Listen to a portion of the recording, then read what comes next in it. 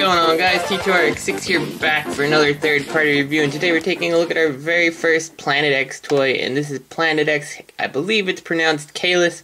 We're just gonna call him Swoop, because let's not sugarcoat it. We know exactly what this guy is trying to be. And, yeah, this guy I was really impressed with out of the box. He looks really awesome. I love, you know, the casted metallic plastic looks really nice in this case. Better than what I think he's trying to match at this point. And yeah, I really like this guy. It has a really nice pterodactyl or pterodon or whatever alt mode. I'm not a expert on dinosaurs by any means, so I suppose if you want to say exactly what he is, you can put it in the comments. But yeah, I really like this guy. He's pretty awesome. For posability on the wings, you do have quite a bit. Pretty long wingspan here. The three sections here with a rotational joint at the front makes for good posing. The rear like feathers that the actual dinosaur would have are movable, mostly for transformation. You can have him completely straightforward like that. Which looks just really nice. This guy kind of looks like he's begging for a flight stand to be placed on a shelf or something at a nice, you know, angle, like he's swooping in on something. Very nice. These rear things here, you can kind of pose them how you want. I am not a huge fan of these. Firstly, let's get to what the problem is.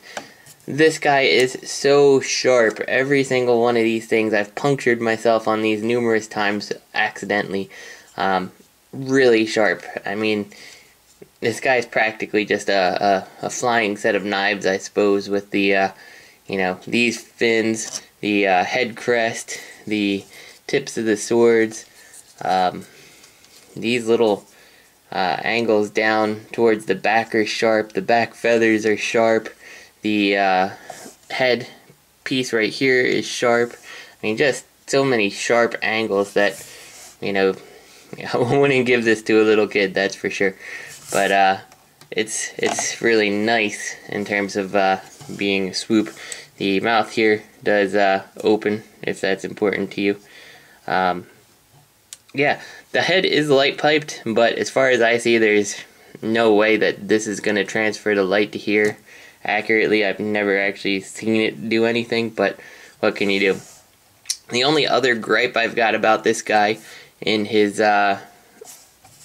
dinosaur mode is that the head pieces don't lock together in any way, at least not that I've seen. If they click or something, mine haven't done it. I've put some force on it and nothing seems to click. So when you're trying to move the head to the forward or back position, you often lose his head and get the actual robot mode's head out. But I guess that's kind of a small thing, especially once he's on a shelf. It's probably not moving. So I was really fortunate here, and I was able to talk to Planet X here, and I'm really going to be able to offer you something cool for a size comparison here on these guys. This is, now mind you, these are only in early stages of their prototypes here, but I've got their Grimlock, and it's really cool to see how they've kind of taken the Fall of Cybertron Grimlock as a base and seek to improve him with the improved tail and the better underside.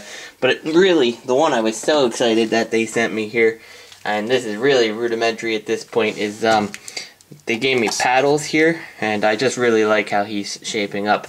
So, very cool. I can't wait to see those guys. So, a couple things before we take him to his robot mode here. He comes packaged in robot mode, so I'm going to show you both the transformation to and from robot mode in case you want to follow along. I do think that this guy actually works for both the Fall of Cybertron line and your classics. I think he actually makes a pretty solid updated Swoop that fits right in with your classics if you're looking to, you know, fill out your classics that way. I had said earlier that you can take these things off, and that's because these are just on like a little C-clip. I think personally, for my aesthetics, I want to take these off and just kind of leave these single ones on there because it reminds me a little bit more of the G1 style Swoop, and that's certainly an option if you really want to, and then certainly takes away two very, very sharp jagged poking items. So yeah, really, these don't do anything aside from going up and down, so there's nothing else to put about this when we talk about the transformation. Now, transformation here, very simple toy actually. The only problems I have with this toy is if you don't do things in the right order, you're going to stress mark some plastic, and I have done that on mine because the instructions don't tell you quite correctly the right ways to do this. So we're going to start by taking his swords off here. We're going to use them, and as you can see, they are basically, well, I've got them right here. Here's the Fall of Cybertron Grimlock, and you can see they're essentially almost the same thing, maybe a little bit modified, and I really like how these came out. I do wish they had that translucent plastic, but since they're going to be making an updated Grimlock, I suppose I can deal, assuming he gets the same red paint apps. We don't need to take the wing missiles off. If you want to, you can. They do not fire, they're just a solid piece. But we're going to start by lifting his wings here and then folding all this stuff on in right here. And then the next thing we're going to do is disconnect the wings from this piece, and you can see I've got stress, a little bit of stress, you might be able to see it, maybe not, on this tab here, and that's because if you don't remember that these wings are plugged in, and it's real easy to do, and it's not clear in the instructions, then one of the upcoming steps, you're going to start moving it and not figure out why you can't move anything. Anyway, we'll come down to the feet here, and we just kind of unplug these from his chest right here, and fold them all the way down. Very straightforward right here. And we'll fold his little feet up like that to make knee pads. Now we're going to take these little flaps and close them on up just to fill out his legs a little bit better. Now you can either fold these all the way up and in, or you can keep them back like that for a heel spur. I personally prefer to do that. And we take the foot forward like this, and then close that little silver piece on in. So again, heel spur, fold it on in, and then we just rotate the legs around to the front here. And I just got stabbed by his rear wing again. So the next step is to jump cut as we sneezed, and then we're going to go ahead and rotate these to the sides, and you can see you got these tabs here that are going to unpeg from this lower piece down there, and then what you're going to do is fold them on up, and there's an upper hole, so you can see you have the two holes, the bottom and the lower, or the bottom and the upper I should say, and we want to get it into the upper hole right there. And then from here you can fold his dinosaur head down to make his chest. It doesn't really peg in anywhere, but it does sit in there pretty nicely that it's not really going to go anywhere. And apparently my dog will flip out. Let's raise this camera just a tiny bit. There we go. So now we can come to the back, and you can see we've revealed his head. What you're going to do is take your fingers here and try not to stab yourself if you left these other pieces on, and you're going to push his backpack. Whoops. Well, we don't want to take his shoulder out. We're going to take it and push his backpack up. I'm not sure if you saw that. It just pushes up. And then from there, we can plug it right back into the chest piece again, like so.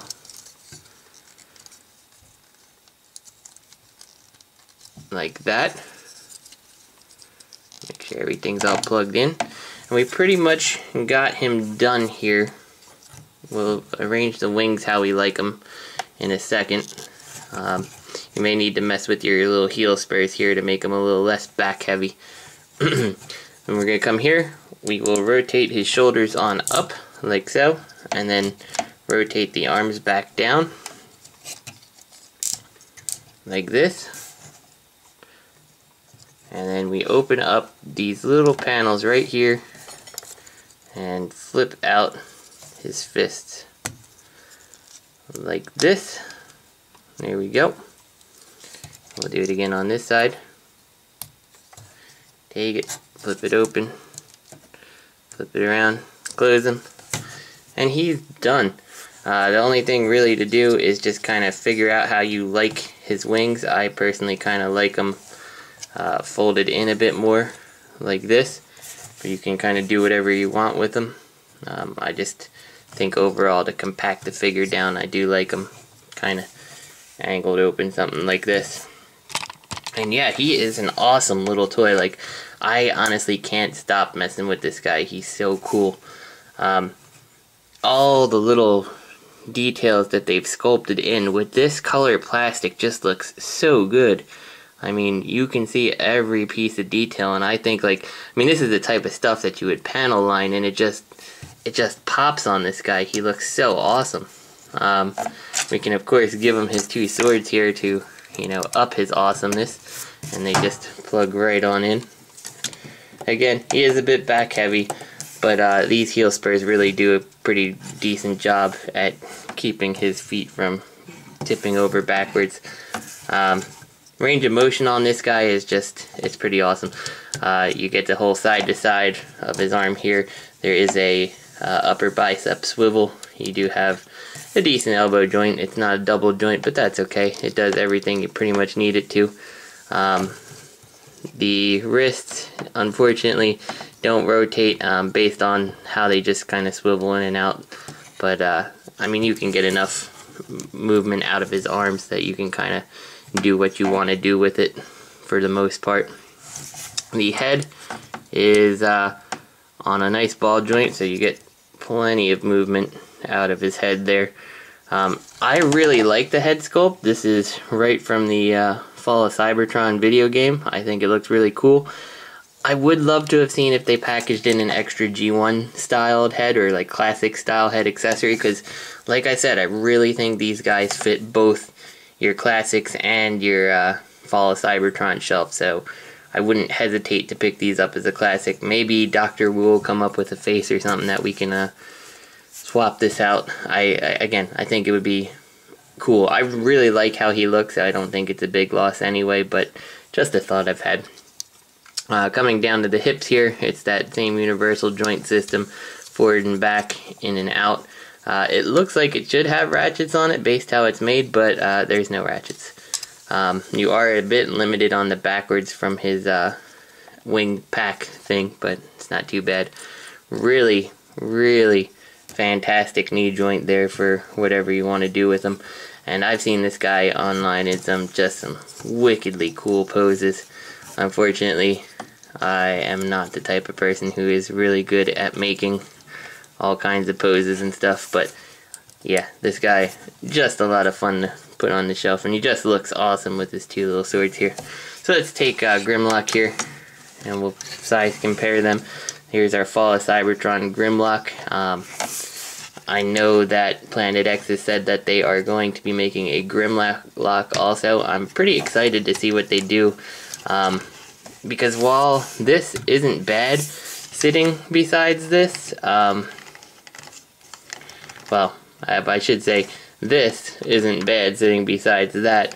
I really think that there is a lot of stuff on Grimlock, who is suffering from my table's lean here, that needs to be improved, and I look forward to seeing what they do. And plus, like all this like detailing here is just all washed out on Grimlock, and this much darker metallics, just it brings it out so much better.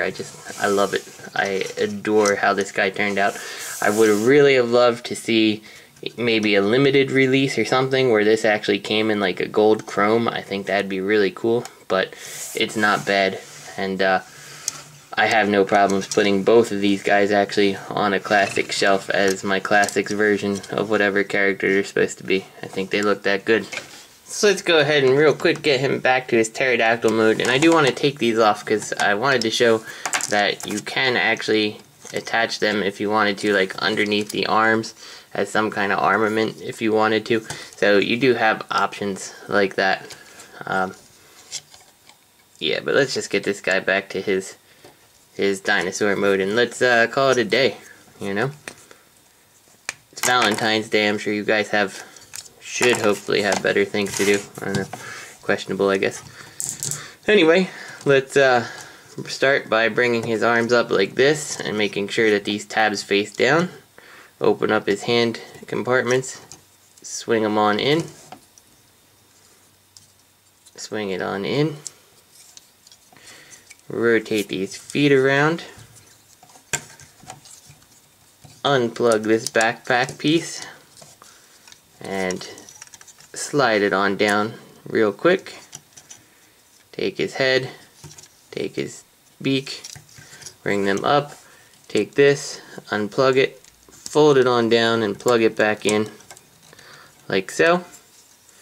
Take his feet here, flip out this little piece, flip this piece up and kind of collapse it. So flip it up, flip this little piece out and collapse it. And now it's just a matter of, whoop, forgot these little panels, always forget those little panels. Flip these on up and then plug this right into his chest right here. And then you can kind of clean up the leg by pulling it a little. So I'll do that again for you. Plug it on in like so. Flip this up, and then you can, if you need to, clean up the leg by kind of squeezing this whole piece together a little bit better. Flip out his pterodactyl, pterodon, whatever he is, legs, and close these little silver bits on the chest here. Next, just fold the whole arm assembly down and bend his elbow a little just so you can plug this tab on in, like so. I suppose another small flaw you could argue is the fact that you can kind of pretty much see his arm sitting there, but I really don't think that that's a huge flaw for a giant mechanical pterodactyl slash pterodon. And then just plug this wing pack back on in.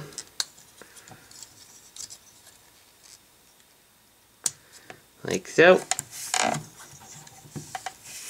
And then just a matter of basically figuring out where he's going to stand on his little feet here and making the wings look how you want them to look. And yeah, solid. Plug your swords in wherever if you want them on either side, or just put them away, whatever you want to do. Solid toy. I mean, this is, oh, forgot something. Forgot the feathers and the little wing claws. Whoops. There we go. Now he's done. Love him. Really solid first toy for me from Planet X. Probably first toy that's in the budget of most people. Genesis was pretty expensive. Looked great, but just out of the price range that I'm able to pay for him. Yeah, solid toy. Really interested to see what they do with the rest of the Dinobots here, including Paddles. I'm real excited for Paddles, to be honest. I think that's pretty cool. And yeah, solid creation by Planet X. I think if you guys have the money and you're looking for some classic Dinobots, that these guys are, you know, I don't think that we're going to see any better unless Hasbro actually gets off their butt and makes them. So this is T2RX6. I hope you guys enjoyed the review, and I'll see you next time.